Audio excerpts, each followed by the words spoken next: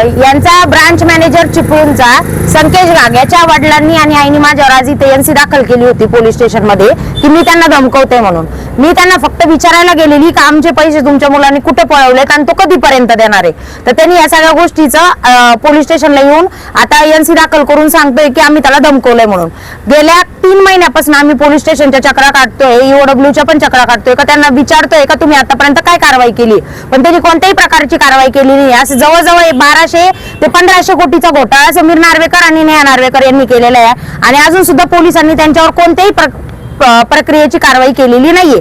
की यांचे जवळजवळ 25 डायरेक्टर आहेत, त्याच्यापैकी 3-4 जणांना बेल पण भेटली आहे। त्यांच्यावर कोणत्याही प्रकारची ठोस अशी कारवाई पोलिसाले करत नाहीये। पोलिसाले फक्त करतोय तुमचे थोड्याशाच केसेस आहे किंवा सगळ्या गोष्टी अशा आहेत असं बोलून आम्हाला ना सारखं पळून लावताय। त्याच्यामध्ये ठाणे सीपी ऑफिस मधल्या ईओडब्ल्यूच्या डिपार्टमेंटचा समीर नार्वेकर आणि नेहा नार्वेकरला पळवण्यात पूर्ण हात आहे।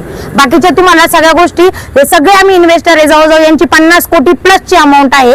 आम्ही सगळी इथे मिळून एकत्र आलेलो आहे आणि सगळ्यांना हेच विचारतोय आम्ही पोलिसांना का आतापर्यंत तुम्ही कोणत्या प्रकारची कारवाई केली ते।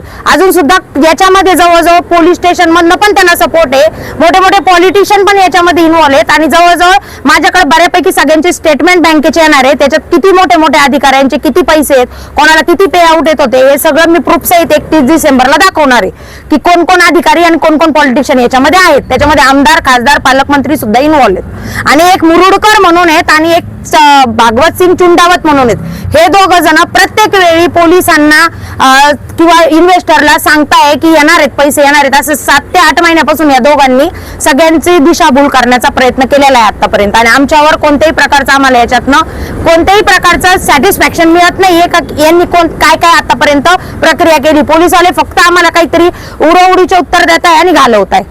बरं, जी इन्व्हेस्टमेंट तुम्ही लोकांनी केली ती कुठल्या आधारावरती केली आहे? आम्ही इन्व्हेस्टमेंट यांनी बिझनेस दाखवले होते, त्याच्यामध्ये इन्फ्रास्ट्रक्चर, परत त्याच्यानंतर इव्हेंट्स, हॉस्पिटॅलिटी, अजून बरेच असे लॉजिस्टिकचे असे यांनी बिझनेस दाखवले होते 11। याचे 24 डायरेक्टर होते, यांच्या बिझनेसेस मध्ये पैसे लावताय आणि त्याच्यातनं ते आम्हाला 3%, 4% आणि 5%चा परतावा देणार असं त्यांनी बिझनेसेस दाखवून आमच्याकडनं पैसे घेतलेले। हो, अग्रीमेंट केलेले आहे। अग्रीमेंट आमच्याकडनं जेव्हा ज्यांनी अग्रीमेंट करून घेतलेले त्यावेळेस ते अग्रीमेंट करताना आम्ही त्याच्या बिझनेस मधनं आम्हाला तो रिटर्न देणार हे त्यांनी लिहून दिलेलं आणि ज्यानंतर आम्ही सिग्नेचर केल्यानंतर ते अग्रीमेंट आम्हाला न पाठवता त्यांनी आम्हाला पोस्टाने दुसरे अग्रीमेंट पाठवलेले, त्यांनी तिथनं आमचा फ्रॉड केलाय। आम्ही ज्यावेळेस पैसे गुंतवले त्याच्यानंतर आम्ही त्याला दुसऱ्या महिन्यापासूनच मागणी करायला लागलो की आमचे पैसे आम्हाला रिटर्न पाहिजेत। त्यांनी आम्हाला या सगळ्या उडवडीचे उत्तर देण्यासाठी चालू केलं। मागच्या ऑक्टोबर-नोव्हेंबर महिन्यामध्ये त्यांनी एक्सटेंड केला होता की TWJ कंपनीचे आता 3, 4, 5% तो बंद करतोय आणि 1.5% त्याचा बिझनेस येतोय, कारण की त्याला सिंगापूर मधनं जवळजवळ 4 ते 5 हजार कोटीचा फंड येणार आहे, तो पण त्याला कमी पर्सेंटेजवर भेटणार आहे, त्याच्यामुळे तो लोकांचे पैसे घेणार नाही असं त्यांनी सांगितलं आणि त्यांनी जवळजवळ 17 जिल्ह्यांमध्ये त्याचे ऑफिसेस स्थापन केलेत। 17 जिल्ह्यांमध्ये जाऊन त्यांनी मीटिंग घेतली, 3 ते 4 महिन्यामध्ये जवळजवळ 350 ते 400 कोटीचा त्यांनी फंड गोळा केला आणि त्याच्यानंतर त्यांनी हे सगळा कारभार आवरला।